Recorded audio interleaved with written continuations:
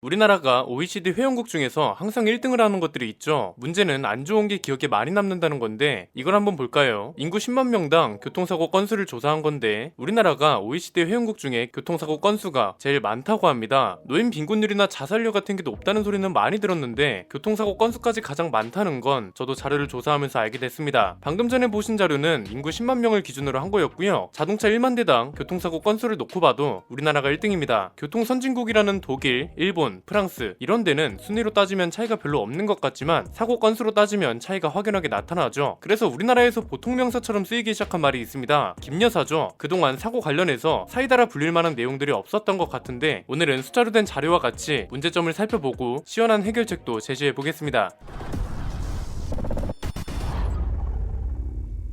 김여사라는 말 많이 들어보셨죠? 이 말이 나온 지가 벌써 10년이 넘었습니다. 처음 이 말이 나왔을 때는 성차별 발언이다 뭐다 해서 김여사보다 더한 김사장 이런 기사도 나왔었습니다. 그런데 글쎄요, 김여사라는 말을 단순히 성차별 발언이라고 하기엔 좀 그렇지 않나요? 이 말이 왜 나온 건가요? 도저히 상식선에서 납득할 수 없는 사고를 내는 여성분들을 지칭하는 말이 됐다가 시간이 지나면서 꼭 여성을 지칭하는 게 아닌 보통 명사로 쓰이게 됐고 이제는 그냥 운전 못하는 사람을 김여사라고 부르는 그런 문화가 자리 잡았습니다. 꼭 여자가 아니더라도 그냥 친구가 운전 못하면 야, 너 김여사야? 이런 말 하는 분들 많잖아요. 사실 이건 성차별 문제로 접근할 만한 게 아닙니다. 이런 말 자체가 사회에서 사라질 수 있도록 하는 게 더 중요하지 않을까요? 우리나라가 OECD 회원국 중에서 교통사고가 가장 많다는 타이틀을 얻게 됐는데 왜 이렇게 된 걸까요? 이유는 크게 세 가지입니다. 첫 번째는 운전면허 간소화입니다. 2012년 12월에 이명박 당시 대통령이 운전면허 시험을 완화하라고 주문합니다. 그래서 2011년 6월부터 시험이 대폭 간소화됐죠. 교통안전교육 시간은 60시간이었던 게 13시간으로 줄었고요. 기능시험은 4개, 도로주행 시험도 4개 항목이 폐지됐습니다. 그래서 이때부터 물면허라는 말이 언론에서 나오기 시작하고 물면허로 인한 사고가 많아지니까 김여사라는 말도 생기게 된 거죠. 면허 시험이 쉬워진 것 때문에 사고가 늘어난 걸까요? 관련 자료를 하나 찾아봤는데요. 현대해상교통기후환경연구소가 경력 운전자 대비 초보 운전자의 사고율을 조사했습니다. 2009년하고 2010년에는 경력 운전자보다 초보 운전자의 사고율이 1.7배 높았습니다. 그런데 이게 면허 시험이 간소화된 2011년에 1.8배로 뛰더니 2014년에는 1.9배, 2015년에는 2.1배까지 증가했습니다. 물면허 시험으로 합격한 초보 운전자들이 늘어나면서 초보 운전자의 사고율도 그만큼 증가했다는 소리죠. 그래서 어떤 일까지 생겼나요? 우리나라로 외국인들이 운전면허를 따라오기 시작했죠. 왜? 쉬우니까요. 면허 간소화를 시작한 이후 5년 만에 무려 6배나 늘었습니다. 거의 6만 명 정도였는데 이 중에는 중국인이 5만 명으로 압도적이었습니다. 두 번째는 자동차 보급의 증가입니다. 운전면허가 쉬워지든 어려워지든 우리나라 자동차 산업은 계속해서 발전해 왔습니다. 그러면서 기술도 다양해지고 종류도 다양해지고 가격대도 다양해지면서 자동차를 사는 사람들도 늘었습니다. 이 중에는 당연히 초보 운전자들도 있고 이미 10년 전에 물면허로 시험을 본 사람들도 많겠죠. 실제로 우리나라 자동차 등록 대수가 1997년에는 1000만 대였는데 2005년에 1500만 대로 늘어났고요. 면허 간소화 이후 4년 만에 2000만 대를 돌파했습니다. 그리고 작년에는 무려 2491만 대에 달했습니다. 차가 점점 많아지면서 도로랑 주차장이 더 복잡해지고 이 와중에 면허는 여전히 물면허 소리를 듣고 있고 물면허 시험으로 면허를 딴 운전자들도 많아지니까 교통사고 건수가 많은 게 당연한 거죠. 세 번째는 강화된 시험조차 물면허 수준이라는 겁니다. 하도 물면허라는 소리가 많이 나오니까 경찰청이 2016년 1월에 중대 발표를 하나 합니다. 필기시험하고 장내기능 시험을 강화하겠다는 내용이었는데요. 그래서 안전교육 시간은 13시간을 유지하면서 장내 의무교육 시간이 2시간 추가됐습니다. 이렇게 4시간이 된 거죠. 그리고 기능시험 항목도 추가됐습니다. 경사로에서 정지하고 출발하기, 직각주차, 좌회전과 우회전, 교차로 정차, 주행 중 가속 이렇게 5개 항목이죠. 이게 추가됐다고 도로 상황이 나아졌을까요? 경사로에서 정지하고 출발하는 거 요즘 나오는 차들 대부분이 경사로 밀림 방지 장치를 달고 나오지 않나요? 직각주차, 기능시험에서 통과하면 뭐하나요? 정작 실전에서 주차를 못하는걸요. 좌회전, 우회전, 주행 중 가속하기 이건 운전하면서 가장 기본적인 것들 아닌가요? 게임하는 거 알려준다 해놓고 키보드랑 마우스 조작하는 방법 알려주는 거랑 똑같은 거잖아요. 키보드랑 마우스를 다룰 줄 안다고 해서 모든 사람이 게임을 잘하는 건 아닙니다. 결국 이것도 실효성 없는 보여주기식 강화에 불과했다는 거죠. 랩시얼이라고요? 아니죠. 제가 시작할 때 자료를 보여드렸잖아요. 강화가 2016년에 됐는데 여전히 교통사고 건수 1등입니다. 저는 그래서 운전면허 시험 강화를 어떻게 해야 하고 그리고 이 면허 시험 강화와 같이 함께 손봐야 하는 것들까지 제안하고 싶습니다. 이것도 크게 세 가지입니다.